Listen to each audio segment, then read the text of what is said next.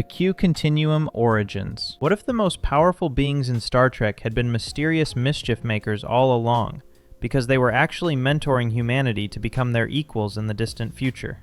Q first appears in the Next Generation pilot Encounter at Farpoint on September 28, 1987, as an omnipotent judge of humanity. He claims to be almost completely omnipotent, with control over time, space, the laws of physics, and reality itself, yet remains evasive about his true motivations. In the episode Q Who, Q introduces the Enterprise D to the Borg as an alleged test of humanity's readiness. During All Good Things, the Next Generation finale, Q's plot involves altering the timeline itself. He shows genuine concern when another member of the Q Continuum expresses concern about the Borg, suggesting a real threat exists even for beings of his power. Multiple fan theorists propose that the Q are actually evolved humans from the far future, studying their own primitive history. This would explain Q's constant human cultural references to Robin Hood, music, and games as part of their own historical memory. His interest in Picard specifically shows a pattern of investment in individual human development. Q repeatedly tests humanity through impossible scenarios, including war games, impossible choices, and philosophical challenges. This theory reframes Q's seemingly random meddling as purposeful guidance. Instead of viewing him as an all-powerful trickster, he becomes a mentor invested in humanity's evolution. It explains why the Continuum tolerates Q's violations of their own non-interference rules, and why he specifically attaches himself to Picard and the Enterprise. Trelane Connection. Trelane-is-Q. A fan theory from 1994 has finally been confirmed on screen after 31 years. The mischievous godchild from the original series was actually Q all along. Trelane first appears in the original series episode, The Squire of Gothos, in 1967, as a mysterious being with godlike powers. His parents appear as glowing energy beings at the episode's end to scold their misbehaving child. Peter David's 1994 novel, Q Squared, proposed that Trelane was a young member of the Q Continuum. The theory noticed striking similarities. Both have unlimited power, both play with civilizations like toys, and both are accountable to higher authority. The Q Continuum teaches young Q, as shown in multiple The Next Generation episodes. In 2025, Star Trek Strange New Worlds episode, Wedding Bell Blues, confirms the connection. John Delancey himself voices Trelane's parent, shown as an energy being, strongly implying Q heritage. Showrunner Akiva Goldsman stated this is confirmation of that very smart piece of headcanon that they have now absorbed into canon gratefully. Trelane's parents' appearance as disembodied beings matches descriptions of the Q Continuum. This validates decades of fan analysis and literary expansion. This represents a major fan theory becoming canon, demonstrating how Star Trek's expansive universe allows for long-term speculation. It also connects the original series directly to the Next Generation through the Q Continuum, creating textual cohesion across decades. Sisko Paradox. Benjamin Sisko didn't just meet the Bajoran prophets. He accidentally created the entire Bajoran religion through a time loop that had no beginning and no end. In the Deep Space Nine pilot Emissary from 1993, Sisko encounters the prophets for the first time. The prophets describe themselves as non-linear beings existing outside of time. Sisko tells them he was sent by the people they contacted with their devices, the orbs. When he says this, he involuntarily recalls his conversation with Opaka about the orbs. This means Sisko accidentally instructed the prophets to send the orbs retroactively. The Bajorans receive visions of an emissary coming in their future, which is Sisko himself. These visions were written down as religious prophecies. But those prophecies only exist because Sisko told the prophets to send the orbs in the first place. This creates a predestination paradox with no clear beginning or end. From the prophet's perspective, everything is always happening simultaneously. Sisko always was the emissary, always will be the emissary, with no other possibility. Sarah Sisko, Benjamin's mother, was possessed by the prophets before Benjamin's birth. This possession ensured Sisko's existence and his eventual meeting with the prophets. This theory transforms the entire Deep Space Nine narrative into a causality loop where Sisko is both the product of and cause of Bajoran religion. It's a sophisticated time loop theory that requires understanding nonlinear consciousness and explains why the prophets specifically chose Sisko. Seven's mission. What if 7 of 9's entire arrival on Voyager was part of a secret plan by both the Borg Collective and Section 31 to place her on the ship as a deep cover agent? 7 arrives on Voyager as a Borg liaison after the species 8472 alliance in Season 4. The Borg Collective allows Seven to be assimilated and liberated into Voyager's crew. A fan theory suggests this was deliberate, with Seven sent to embed with the crew and gather intelligence. The evidence includes Voyager's improbable escapes, and the Borg consistently losing despite superior numbers.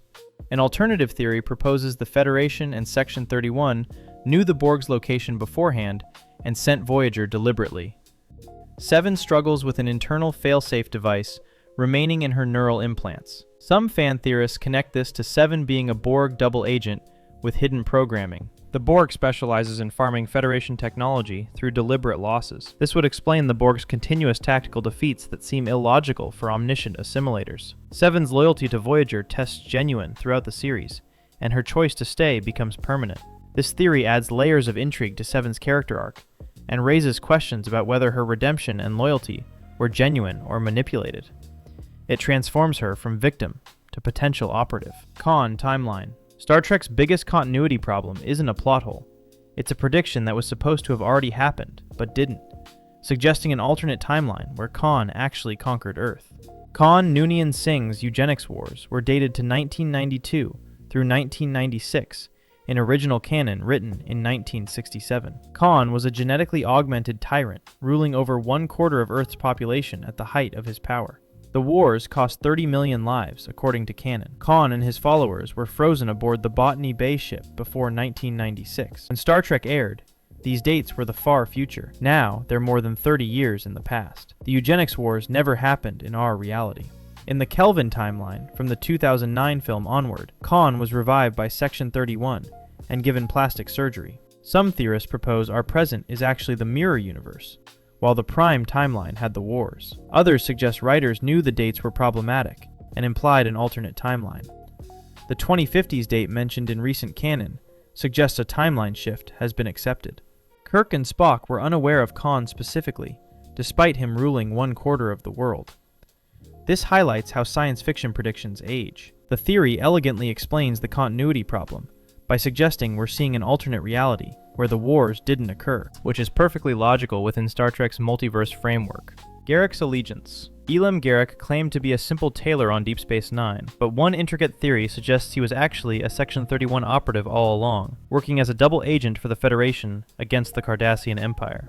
Garak is a Cardassian exile, claiming to be a tailor and former member of the Obsidian Order. His father, Enabran Tain, was head of Cardassian intelligence. Garak was exiled to Deep Space Nine in disgrace before the series begins. In The Pale Moonlight from Season 5, Garak helps Sisko manipulate Romulans into war. This assistance happens immediately after Section 31's introduction in the episode Inquisition. Garak mentors Julian Bashir from the start, eventually pushing him toward espionage. After the mentoring, Bashir becomes a Section 31 operative. Garak is the only character explicitly appearing in Section 31 episodes, besides Bashir and Sloane. His strategic moves consistently benefit Federation goals. A Romulan operative named Koval eventually becomes a Section 31 agent, suggesting non-Federation members are possible. Garak maintains connections to Cardassian intelligence while helping the Federation, creating perfect cover. The theory explains how Starfleet permits a known spy to operate freely on the station. This theory reframes Garak as the ultimate spy, playing multiple governments against each other while serving Federation interests. It adds depth to his cryptic character and explains plot conveniences. By the way, if this is the kind of content you enjoy, I create videos like this all the time. Subscribing would be really appreciated. Paris identity. Tom Paris and Nick Locarno might actually be the same person, a theory that explains a real production problem through perfectly logical, in-universe reasoning. Nick Locarno appears in the Next Generation episode, The First Duty, in 1992, as a starship pilot who covers up an accident. Actor Robert McNeil plays Locarno, and the same actor was cast as Tom Paris in Voyager. The character backgrounds are nearly identical. Both are Academy officers, both are pilots, and both are involved in cover-ups. Locarno was heavily disciplined, while Paris was imprisoned for Maquis activities. Tom Paris joins the Voyager crew and becomes a skilled, trusted officer. The official explanation states producers felt the Locarno character wasn't redeemable, so they created a new character with a redemption arc. The in-universe theory suggests Tom Paris is actually Locarno using a false identity to escape his record. Admiral Paris, his father, could have used Starfleet connections to create the new identity. This would explain why Paris avoids discussing his past initially. Starfleet apparently permits the deception or is unaware of it. The theory provides a redemption arc spanning both episodes: failure, escape, and then genuine redemption. This is a brilliant example of a fan theory solving a real production problem through perfect in-universe logic. It transforms a creative decision into canon explanation. Yesterday's Enterprise. In one of the Next Generation's greatest episodes, the Enterprise C traveled through time and created an alternate reality, but the paradox at the heart of it raises disturbing questions about which timeline was real. The Next Generation episode Yesterday's Enterprise from Season 3 in 1990 opens with a ship appearing from a temporal anomaly. The Enterprise C's appearance immediately changes reality, and the Enterprise D becomes a warship. The Federation is at war with the Klingons, the Federation is losing, and children have been removed from the ship. Guinan is the only crew member who remembers the original timeline. The Enterprise C was lost with all hands trying to save a Klingon outpost in the original timeline. Its rescue attempt brought about the Federation-Klingon peace treaty through a display of honor. By skipping the timeline through the rift early, the peace treaty never forms. Picard sends the Enterprise C back through the rift to restore the original timeline. Tasha Yar volunteers to go back, seeking a meaningful death instead of an empty one. This creates the Romulan offspring storyline revealed later in Season 5. At the end, the Enterprise D crew has no memory of the war timeline. Only Guinan retains memories, and her unique timeline awareness is never fully explained. The theory proposes the timeline was predestined, and that Guinan exists outside normal causality, like the prophets. This episode demonstrates Star Trek's sophistication with time travel storytelling. The theory about Guinan suggests deeper mysteries about her nature and origins that the show never fully explains.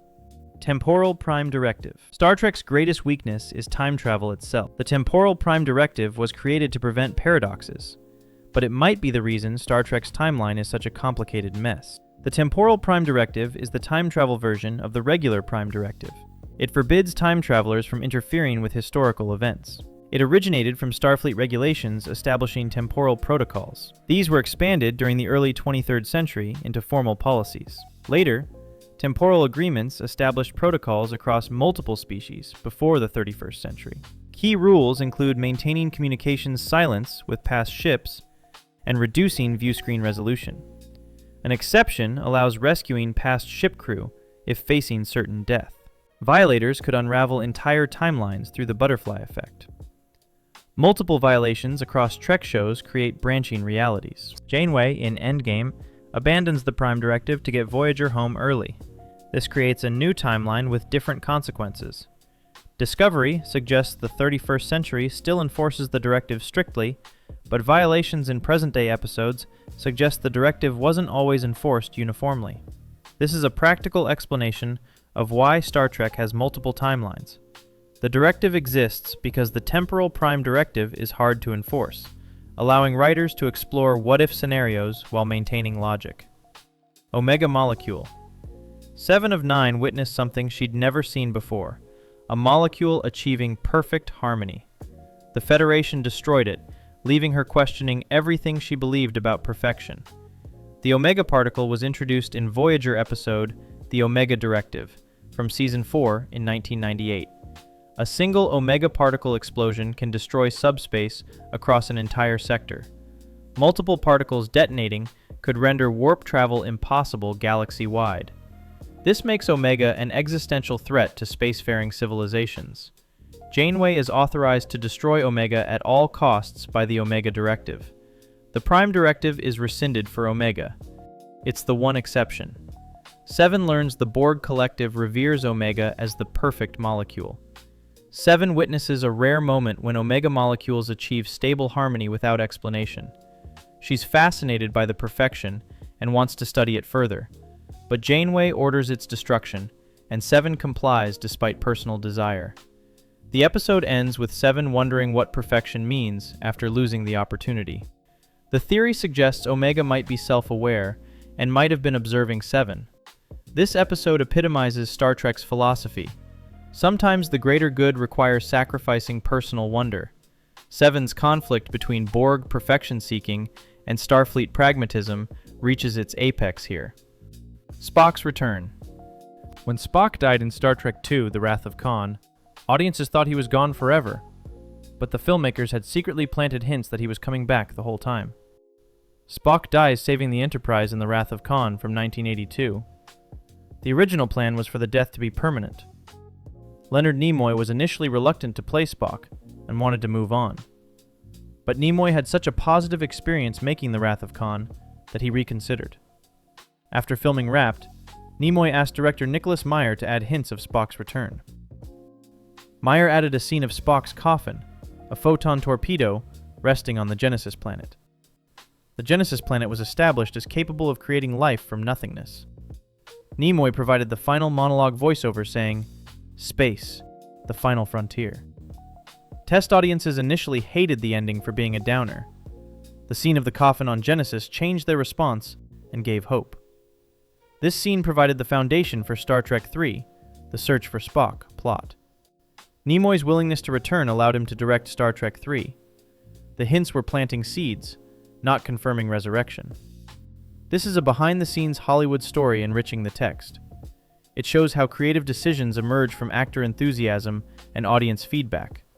Proof that Star Trek's success came from collaborative openness. Year of Hell. Voyager encountered the Year of Hell twice, but fans noticed something strange. The second encounter should have included knowledge from the first, but it didn't. The episode, Before and After, from Season 3, Episode 21, shows Kes traveling backward through time. Kes experiences life in reverse from her endpoint in the future. She encounters Krenim temporal weapons and their temporal variants of 1.47 microseconds. She learns about the destructive power of Krenim temporal torpedoes. Janeway orders Kes to compile a report on the Krenim for future reference. 2 seasons later, Year of Hell from Season 4, Episodes 8 and 9 introduces the Krenim directly. In Year of Hell, Voyager appears unprepared for the Krenim despite Kes's report. Tuvok immediately detects temporal flux of Krenim torpedoes, suggesting prior knowledge. The fan theory proposes temporal disruption created an alternate timeline where before and after events didn't occur the same way. An alternative explanation suggests Kes never filed a detailed report due to temporal prime directive fears. This reconciles the continuity gap between episodes. This shows how Star Trek's own rules about time travel can explain apparent continuity errors. The theory is elegant. If timelines can change, then inconsistencies are actually evidence of temporal manipulation. If you found this interesting, consider subscribing so you don't miss any future videos. Thanks for watching.